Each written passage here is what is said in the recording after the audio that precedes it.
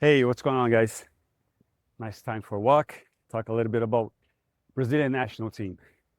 Seleção just beat Panama 6-2 yesterday on the backs of the Brazilian super subs, let's call them.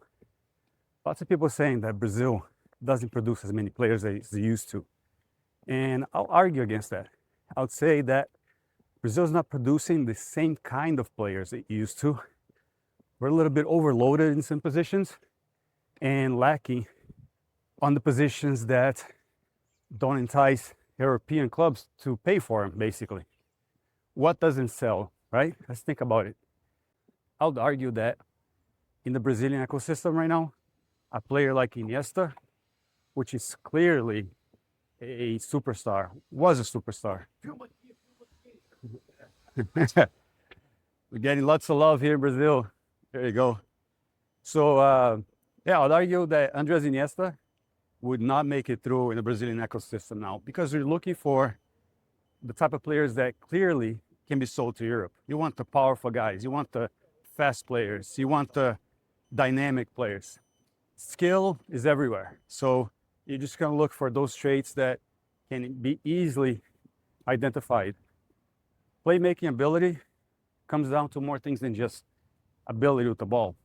Brazil still produces players, but you are not going to have the same kind of players you had back in the day. Unless things change, unless people start thinking about this in a different way. This game, the 6-2, a lot of it had to do with the Brazilian super subs.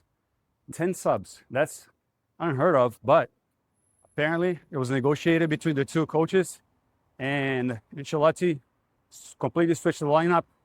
And Brazil, with the super subs, scored 4 goals.